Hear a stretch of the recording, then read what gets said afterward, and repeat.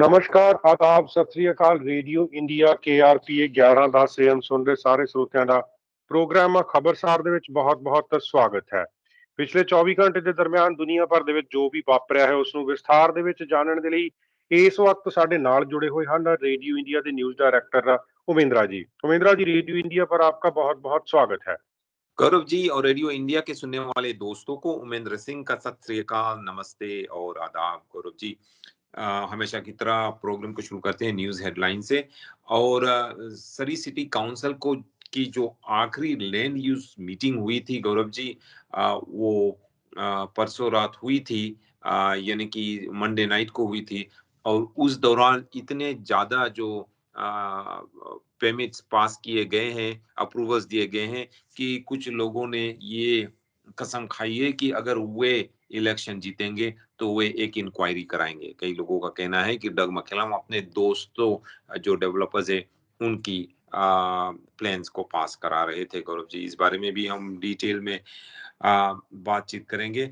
और हमारे जो एम्बुलेंस और पैरामेडिक्स की कमी महसूस की जा रही है, उनकी ओवरयूज महसूस की जा रही है, उसके बारे में एक बार फिर से बात छिड़ी है गौरव जी की प्रिंस जॉर्ज में हो रहे जूनियर हॉकी गेम के दौरान एक हॉकी प्लेयर बुरी तरह से जख्मी हो गया और वो आइस पर पड़ा था बहुत देर तक गौरव जी, क्योंकि एम्बुलेंस आने में देर कर दी। गौरव जी, इस बारे में लोग अब शिकायत कर रहे हैं कि हमारे जो एम्बुलेंस सिस्टम है, पैरामेडिक्स की सिस्टम है, इमरजेंसी सिस्टम है, उसमें क्या गड़बड़ है। इस बारे में भी हम डिटेल में बातचीत करेंगे। एक एनवायरमेंटल ग्रुप ने ब्रिटिश कोलंबिया की सरकार को सू की है, ये कहते हुए कि ब्रिटिश कोलंबिया की सरकार ने अपने जो क्लाइमेट टारगेट्स थे उसको उन्होंने मिस कर दिया, तो वे अब सरकार को सू कर रहे हैं। गौरव जी, ईरान में क्रैश हुए प्लेन में जो विक्टिम्स थे उनके परिवारजन अब ये मांग कर रहे हैं कि कनाडा ईरान के साथ और सख्ती से पेश आए। गौरव जी, साथ साथ में और खबरों में ये बताया जाता है कि एक ऑफिसर, नेवल ऑफिसर की मिसकॉन्डक्ट के कारण उन्हें सस्पेंड कर दिया गया है कुछ दिनों के लिए। ये नेवी ऑफिसर है गौरव जी। और खबरों में ऐसा बताया जाता है कि केलोना जनरल हॉस्पिटल के एक इमरजेंसी रूम के डॉक्टर को एक पेशेंट ने बुरी तरह से पीटा था और अब वो कोर्ट के सामने है, उसको क्या सजा मिलेगा इस बारे में भी हम बातचीत करेंगे। और इमरजेंसी रूम के जो मेडिकल स्टाफ है उनको क्या क्या सामना करना पड़ता है इस बारे में भी हम बातचीत करेंगे। अंतरराष्ट्रीय समाचारों में गौरव जी, भारत के प्रधानमंत्री नरेंद्र मोदी अब शायद पलट रहे हैं, कुछ चेंज हो रहे हैं। अब वो ये कह रहे हैं कि वे पूरी तरह से कोशिश करेंगे कि यूक्रेन में युद्ध बंद कराकर वहां पर पीस लाया जाए, यानी कि शांति लाई जाए। और गौरव जी, उन्होंने यूक्रेन के जो प्रधान है व्लादिमीर ज़ेलेंस्की, उनसे भी बातचीत की है। कनाडा के फाइनेंस मिनिस्टर क्रिस्टा फ्रीलैंड का कहना है कि वे भरसक कोशिश कर रही हैं कि एक तरह का बैलेंस हो इन्फ्लेशन मेजर्स जो है वो स्थापित करने में तथा पैसे खर्च करने में, जिससे कि जो सरकार की प्रोग्राम्स है वो सफा ना करें। और जब हम सरकारों की बात कर रहे हैं तो ब्रिटेन के नए प्रधानमंत्री लिज ट्रस पूरी तरह से कोशिश कर रही है कि उनको उनके सरकार से, उनकी पोजीशन से हटाया जाए, प्रधानमंत्री की पोजीशन से हटाया ना जाए। और ऐसा बताया जाता है कि उनके कैबिनेट के कई मिनिस्टर्स उनके खिलाफ ही विरोध कर दिए हैं और कुछ लोगों ने ये कहा है कि क्रिसमस से पहले ही उनको उनके प्रधानमंत्री के पोजीशन से हटा दिया जाएगा। और गौरव जी, एक out of control wild fire है विक्टोरिया के पास, जहां पर हेलीकॉप्टर्स, बोट्स तथा ग्राउंड क्रूज द्वारा इस आग की सामना कर रहे हैं। और कनाडा के सरकार का कहना है कि ज़ैम्बिया का जो ऑस्टेरिटी प्रोग्राम है जो गौरव जी, उसको वे पूरी तरह से सपोर्ट कर रहे हैं। इस बारे में भी हम बातचीत करेंगे। हमारे प्रधानमंत्री जस्टिन ट्रूडो ने ये घोषणा की है कि सरकार, यानी कि फेडरल सरकार $300 मिलियन और रिकवरी फंड में देगी, जिससे कि हरिकेन फियोना से जो भी हानि ईस्टर्न कनाडा, अटलांटिक कनाडा में हुआ है वहां पर ये पैसे खर्च किए जा सके। और जब हम सिटी काउंसिल की इलेक्शन की बात कर रहे हैं गौरव जी, तो सरी सिटी काउंसिल के मेयरल कैंडिडेट और एमएलए जीनी सिम्स ने ये और उनके टीम ने एक नई प्लान को प्रपोज किया है गौरव जी, जिसके नीचे एक नया सोका स्टेडियम, केवल 10,000 सीट्स का सोका स्टेडियम बनाया जाएगा एक एंटरटेनमेंट डिस्ट्रिक्ट में गौरव जी। जी, उमेंद्रा जी, सबसे पहले बात करेंगे प्रधानमंत्री मोदी की। तो आपने जैसे बताया कि वो अपना रुख थोड़ा-सा बदल रहे हैं, तो इससे पहले वो पुतिन से भी बात कर रहे चुके हैं और अभी उन्होंने ज़ेलेंस्की से भी बात की है। तो क्या वो बड़ा रोल अब निभा सकेंगे, आपको क्या लगता है? क्योंकि गौरव जी, इंडिया सदा से रशिया का दोस्त रहा है। कई सालों से, जब से इंडिया की आज़ादी मिली 1947 से, तब से लेकर अभी तक इंडिया और रशिया की जो रिश्ता है बहुत ही स्ट्रॉन्ग रहा है। और अब इंडिया का रिश्ता अमेरिका से और वेस्ट से भी ठीक हो गया है। पहले नहीं था लेकिन अब ठीक हो गया है गौरव जी। तो इंडिया दोनों तरफ है, वेस्टर्न देशों के साथ भी है, साथ-साथ में रशिया के साथ भी अभी भी है। और इंडिया के प्रधानमंत्री जस्टिन ट्रूडो, माफ करना, इंडिया के प्रधानमंत्री नरेंद्र मोदी ने रशिया की निंदा नहीं की है अभी तक, क्योंकि जबकि दुनिया के और देश और यूनाइटेड नेशंस के मेंबर्स ने रशिया की कड़ी निंदा की है, ये कहते हुए कि रशिया ने क्यों यूक्रेन के ऊपर हमला करके उनका जो जमीन है, इलाका है, उसको हड़प लिया। अभी तक नरेंद्र मोदी चुप रहे गौरव जी। लेकिन पहली बार जब शंघाई कोऑपरेशन ऑर्गेनाइजेशन एससीओ की मीटिंग कजाकिस्तान में हो रही थी, तो वहां पर पहली बार ऑफिशियल तौर पर पब्लिकली नरेंद्र मोदी ने व्लादिमीर पुतिन, जो रशिया के डिक्टेटर है, उससे ये कहा था कि ये अभी युद्ध का समय नहीं, यानी कि this is not a time for war. और अब उन्होंने एक और स्टेटमेंट दिया है गौरव जी कि नरेंद्र मोदी ने कल यूक्रेनियन प्रधान व्लादिमीर ज़ेलेंस्की के साथ बातचीत की और उसको ये बतलाया कि उनके देश यानी कि इंडिया पूरी तरह से तैयार है कि कि यूक्रेन में पीस लाया जा सके, यानी कि अमन चैन वहाँ लाया जा सके। और उन्होंने ये कहा है कि वे पूरी तरह से विश्वास करते हैं कि कोई मिलिट्री सॉल्यूशन इस कॉन्फ्लिक्ट में नहीं, यानी कि यहाँ पर किसी भी तरह से कोई भी मिलिट्री की जीत नहीं होगी। तो उनका कहना है, यानी कि नरेंद्र मोदी का कहना है कि अब समय आ गया है यहाँ पर पीस लाया जाए। और उन्होंने कहा है कि इंडिया ये कोशिश कर रहा है कि किसी भी तरह से दोनों यूक्रेन और रशिया को एक साथ मिलाकर दोनों के साथ बातचीत करके को किसी भी तरह से पीस लाया जाए यहाँ पर। लेकिन गौरव जी, प्रधानमंत्री जो है मोदी, उन्होंने एम्फेसाइज की है गौरव जी कि इंडिया ये चाहते हैं कि सभी जो देश हैं सभी को सिक्योरिटी हो और सभी के जो न्यूक्लियर इंस्टॉलेशंस हो या न्यूक्लियर वेपन्स हो वो पूरी तरह से सेफ रहे, और किसी भी तरह से कोई न्यूक्लियर एक्सीडेंट नहीं हो गौरव जी।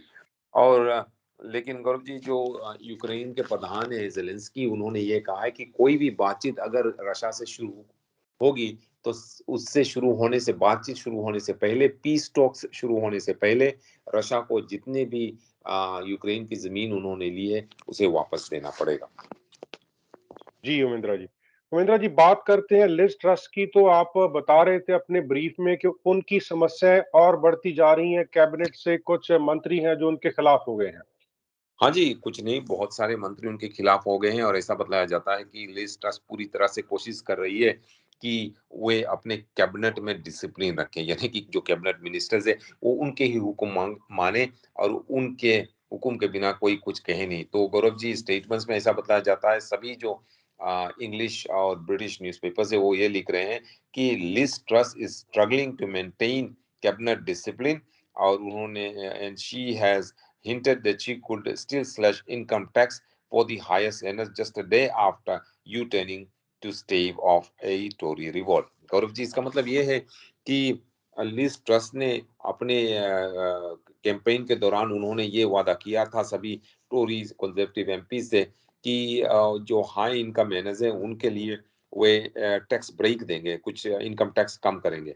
लेकिन गौरव जी, अब पिछले हफ्ते और इस हफ्ते के शुरुआत में उन्होंने ये घोषणा की, यानी कि लिज ट्रस ने ये कहा कि जो वादा मैंने किया था वो वादा मैं पूरा नहीं कर सकती क्योंकि हमारी इकोनॉमी बहुत बुरी शेप में है। और उन्होंने कहा कि जो हाई इनकम अर्नर्स की जो इनकम टैक्स काटना था वो काट नहीं सकेगी।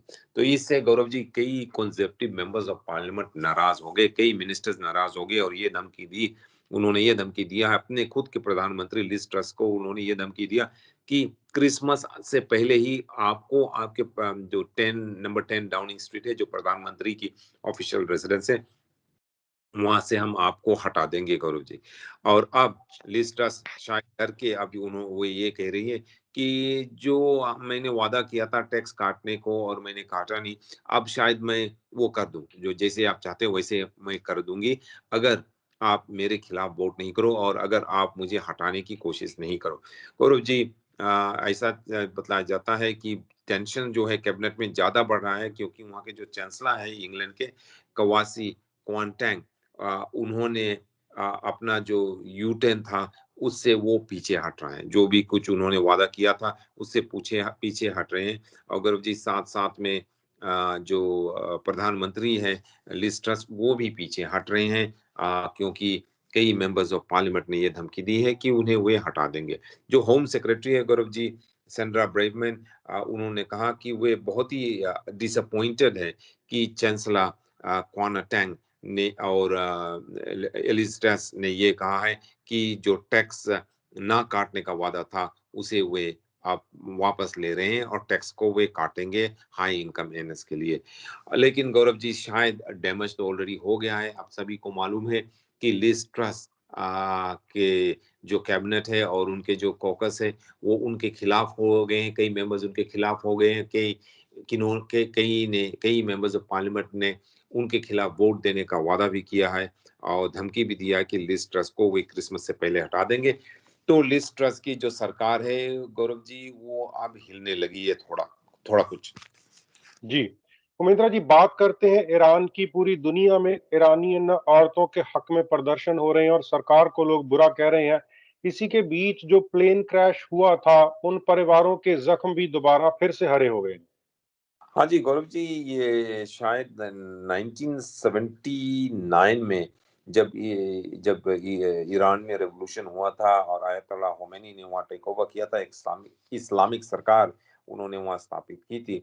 उसके बाद से गौरव जी ये पहली बार है शायद जो ईरान सरकार ने हाथ जोड़ के अपने लोगों से ये मांग की है कि वे एक साथ रहे और सरकार के खिलाफ प्रोटेस्ट नहीं। स्वरूप जी, इतना ज्यादा प्रोटेस्ट चल रहा है, इतना ज्यादा प्रोटेस्ट चल रहा है वहां पर कि जो ईरान की सरकार है वो भी डर गई है थोड़ी सी, और जो उनकी वो मिलिट्री है और उनकी जो रेवोल्यूशनरी ग्रुप है, एक अलग सेमी मिलिट्री यूनिट है, वो भी शायद डर गई है। और इसीलिए ईरान के प्रधान ने हाथ जोड़ के अपने लोगों से, ईरानियों से ये मांग की है कि भाई प्रोटेस्ट मत करो और अपने अपने घर चले जाओ, रास्ते छोड़कर आप सब वापस घर चले जाओ और हमें यूनाइटेड रहना चाहिए। हमें बाहर के लोगों की बात सुन के आपको सरकार के खिलाफ प्रोटेस्ट नहीं करना चाहिए। तो इसका मतलब ये है गौरव जी, ये जो प्रोटेस्ट है इसका जो इफेक्ट है वो सरकार तक पहुंच गया है। और जैसे कि आपने कहा कि सारे दुनिया भर में प्रोटेस्ट चल रही है कि जो ईरान की एक मोरलिटी पुलिस है, यानी ये पुलिस डिपार्टमेंट है, वो केवल महिलाओं के पीछे पड़े रहते हैं, उनको देखते हैं कि वे ठीक तरह से हिजाब पहने हुए हैं या नहीं, क्या वे अपने जो चेहरे उनको छिपाए हुए हैं या नहीं। तो उन्होंने एक महिला को, 22 ईयर ओल्ड महिला को गिरफ्तार किया था, अमानी को, और महिसा हमानी को, और उनके गिरफ्तार करके अपने पुलिस सेल्स में उन्हें बंद किया था, जहां पर उनकी मृत्यु हो गई गौरव जी।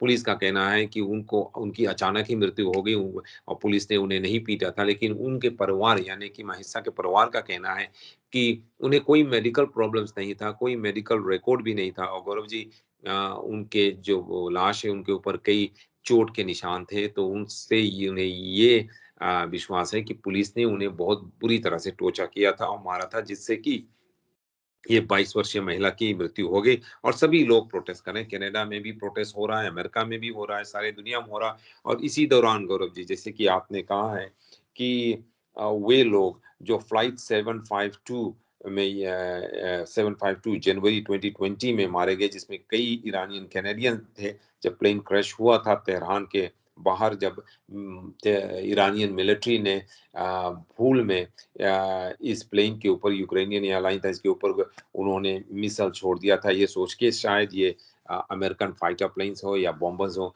और ये प्लेन क्रैश होने से कई लोगों की मृत्यु हुई थी, जिसमें गौरव जी कई यूक्रेनियन कैनेडियंस थे, और उनका लोगों की उन विक्टिम्स के परिवारजन अब ये मांग कर रहे हैं कि कैनेडियन सरकार जो है वो ईरान के साथ और सख्ती से और स्ट्रांगली पेश आए Gaurav ji. Iranian Canadians parliament हिल पे कल गौरव जी हुए, और वो एक इकट्ठा हुए जब वे 1000 दिन की मॉर्निंग की मांग कर रहे थे। उनका कहना है कि प्लेन क्रैश होने से ये हुए हुए 1000 दिन हो गया है, 1000 डेज हो गए हैं, और इसीलिए वे सब इकट्ठा हुए थे पार्लियामेंट हिल पर, और वहां पर वे प्रोटेस्ट कर रहे थे। और जो क्राउड था गौरव जी, उन्होंने ये कहा कि वे फेडरल सरकार से खुश नहीं है, जो कुछ भी फेडरल सरकार ने किया है। I already lost all my life, all my future, जो मिराल गोगन्यू ने कहा, जिसके पति फरीद अरेसिन की मृत्यु गौरव जी उस प्लेन क्रैश में हुई, और उन्होंने कहा कि वो ये चाहते हैं कि सरकार जल्दी से जल्दी और सख्ती से पेश आए ईरानियन सरकार के खिलाफ, और सैंक्शंस लगाए गौरव जी। जी, उमेंद्रा जी, कल प्रधानमंत्री ट्रूडो ने 300 मिलियन का रिकवरी फंड प्लान बताया, जो स्टॉर्म आया था उसके बारे में ब्रीफ में बताएं।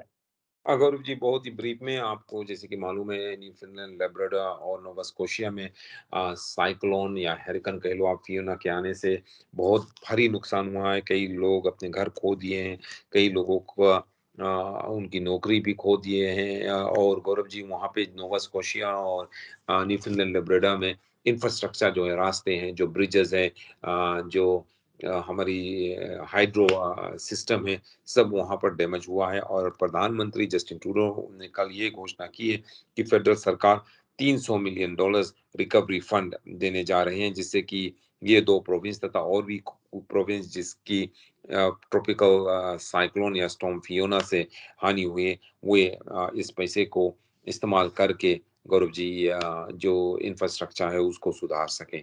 फियोना गौरव जी एक बहुत ही फियर्स ट्रॉपिकल स्टॉर्म था। सितंबर 24 को वे नोवा स्कोशिया में ये स्टॉर्म आया, और नोवा स्कोशिया तथा न्यूफाउंडलैंड में बहुत ही स्ट्रॉन्ग विंड्स थे, बहुत ही स्ट्रॉन्ग, बहुत हैवी रेन्स थे, जिससे बहुत ज्यादा डैमेज हुआ है।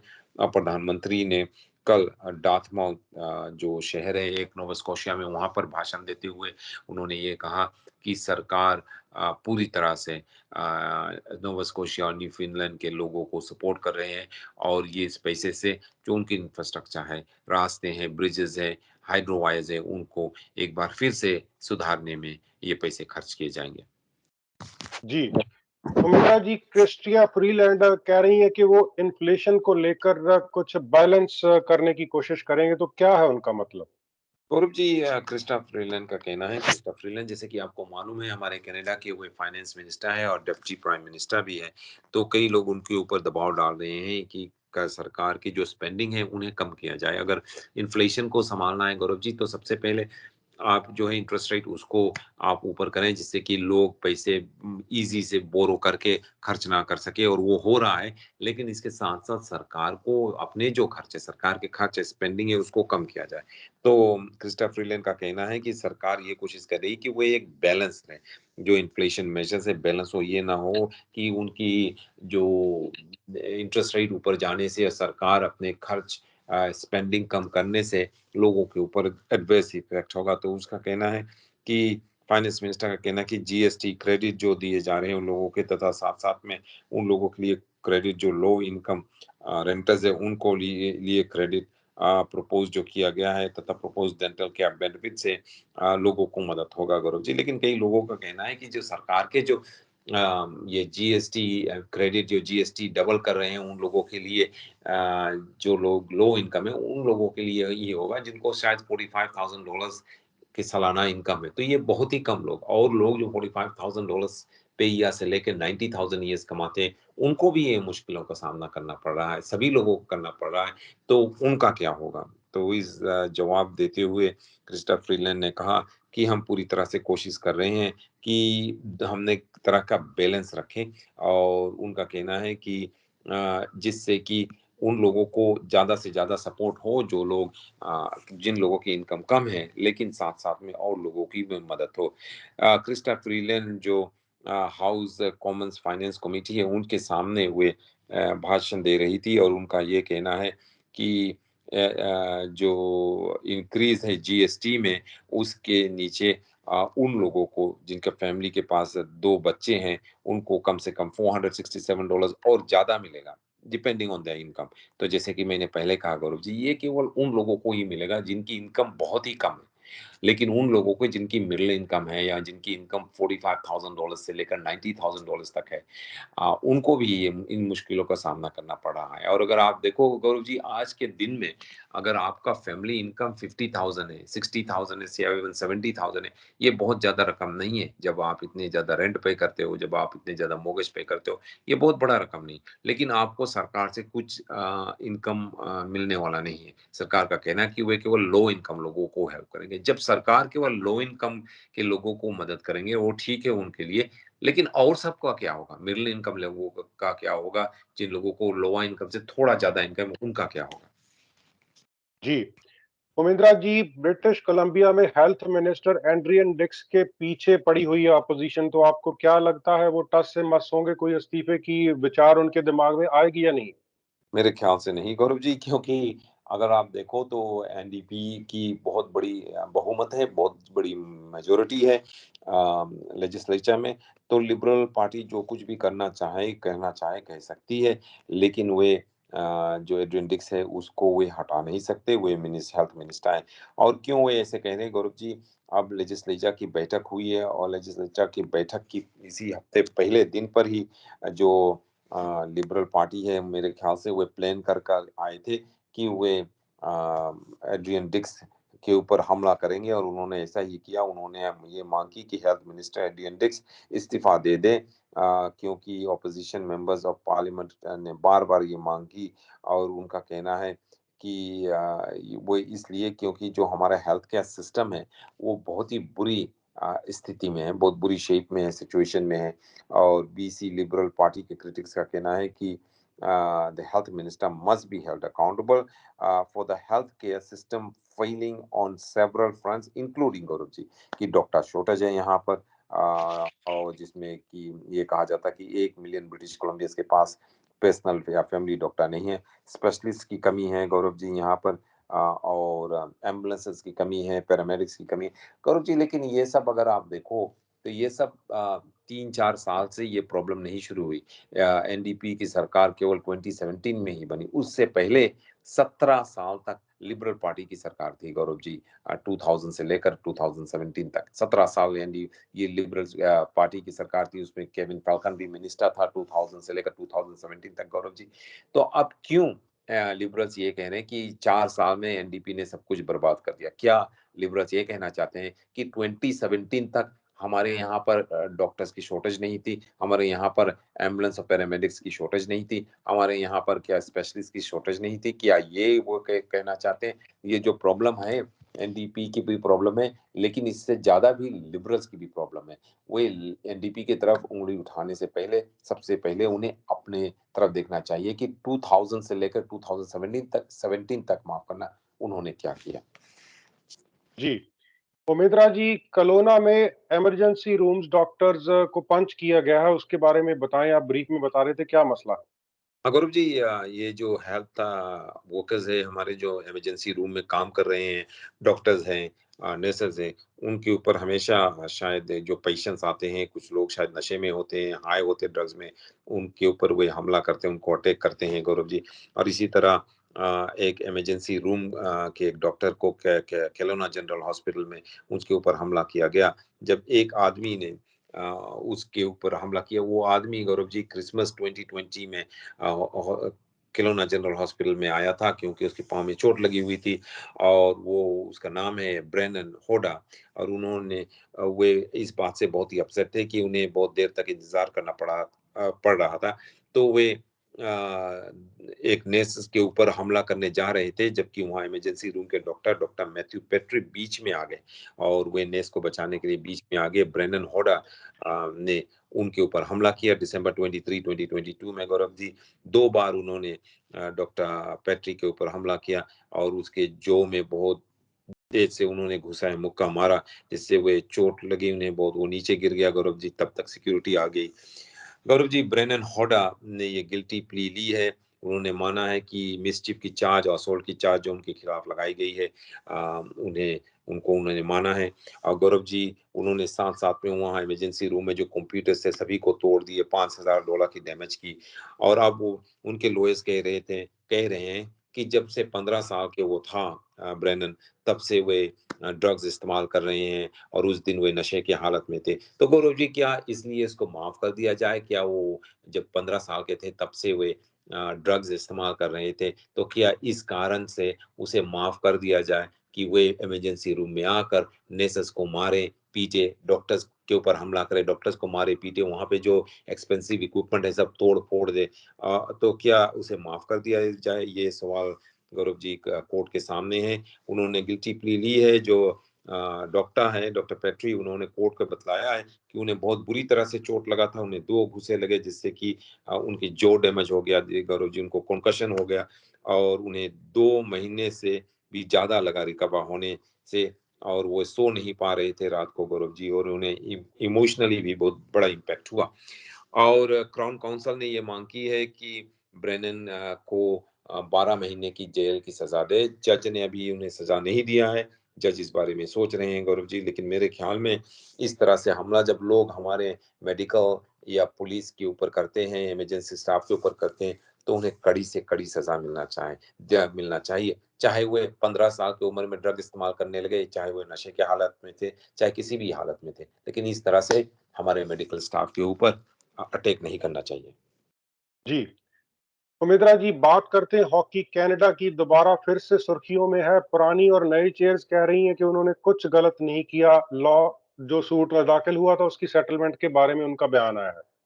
हाँ जी, गौरव जी, 2018 में जो हॉकी कनाडा है, उन्होंने एक लॉ सूट सेटलमेंट की थी, सेक्सुअल असॉल्ट की एलिगेशन जो लगाई थी गई थी, उसकी सेटलमेंट की थी गौरव जी। और अब जब वे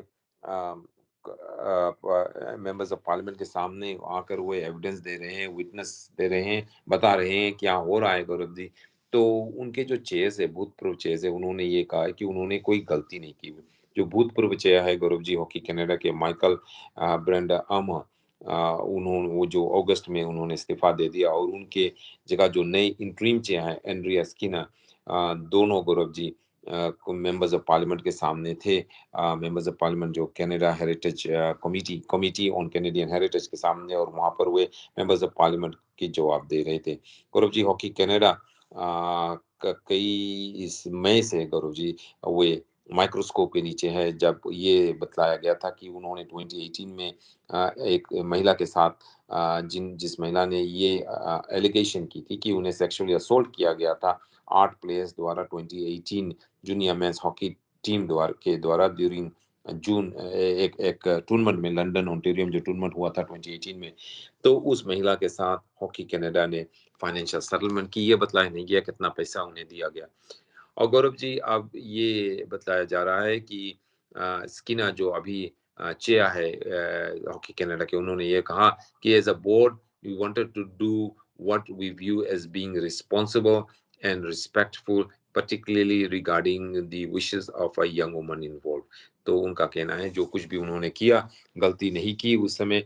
तो गौरव जी, कई लोगों का कहना है कि जो हॉकी कनाडा है उनके चेयर्स को इस तरह से ये नहीं कहना चाहिए कि जो कुछ भी हॉकी कनाडा ने किया, जो सेटलमेंट हॉकी कनाडा ने किया 2018 में, वो कुछ उन्होंने कोई गलती नहीं की।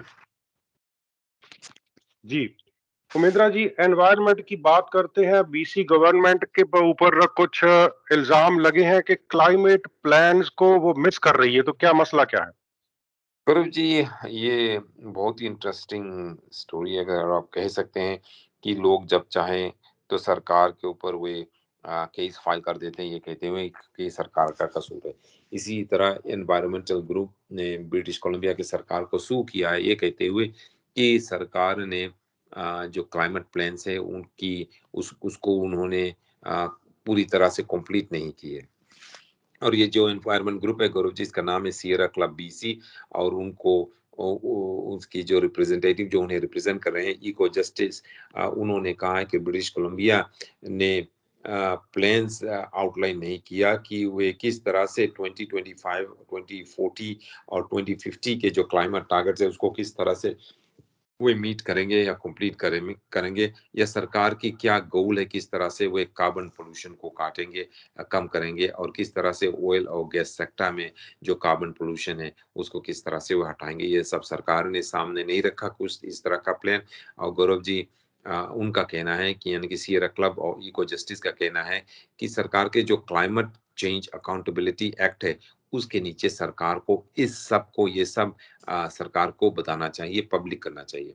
और उनका कहना है कि ये सब मिसिंग था गवर्नमेंट के 2021 रिपोर्ट में से, और इसीलिए इस ग्रुप ने सरकार को के खिलाफ लॉ सूट फाइल कर को सू किया है। गौरव जी। जी, उमेंद्रा जी, 4 ऐसे इंडियन अमेरिकन है जो फोर्ब्स 400 की रिच लिस्ट में आ गए हैं। तो आपको नहीं लगता कि इंडियंस बहुत तरक्की कर रहे हैं पिछले दिनों में?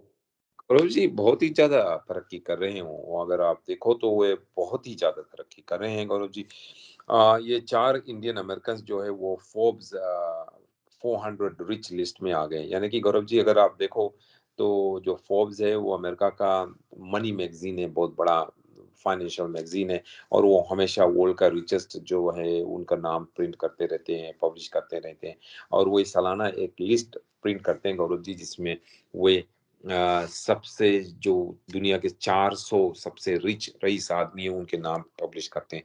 और गौरव जी ऐसा बतलाया जाता है कि अब चार ये जो लिस्ट है, माफ करना, ये 400 जो लिस्ट ऑफ 400 वेल्थिएस्ट अमेरिकन है, वो दुनिया के सभी लोग नहीं, 400 रईस अमेरिकन जो है उनमें गौरव जी चारों में चार इंडियंस के नाम भी हैं, इंडियन अमेरिकन के नाम है। और ये जो सबसे रईस है गौरव जी इंडियन, उसका वो जिसक्ला सीईओ है, उसका नाम जय चौधरी है, और ऐसा बताया जाता है कि उसकी नेट वर्थ है 8.2 बिलियन अमेरिकन डॉलर जय चौधरी का गौरव जी।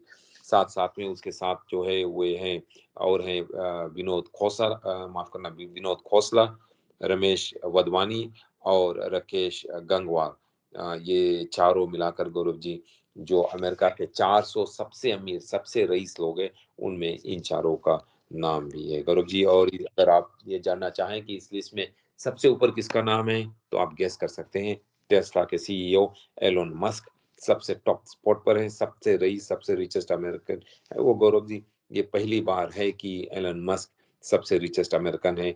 वे भूतपूर्व अमेरिकन माफ करना, भूतपूर्व अमेजन के सीईओ जेफ बेजोस को पीछे करके अब वे आगे टॉप स्पॉट पे आ गए गौरव जी। अगर आप देखो जो 400 वेल्थिएस्ट अमेरिकन हैं उनके पास 4 ट्रिलियन डॉलर्स हैं, और last year Gaurav ji 4.5 trillion dollars उनके पास था, अब 4 ट्रिलियन डॉलर्स हैं उनके पास गौरव जी। और अगर जो 4 इंडियंस हैं उसमें से चौधरी जो है गौरव जी वो 63 ईयर्स के हैं, और उन्होंने साइबर सिक्योरिटी कंपनी जाइक्ला को 2008 में फाउंड किया था, शुरू किया था, और वे रैंक है नंबर 79, और वे उनके फैमिलीज के पास 40% 42% शेयर्स है इस उनके कंपनी में गौरव जी। और इससे पहले चौधरी को और कई कंपनीज को उन्होंने भी फाइंड किया था, यानी किया था गौरव जी।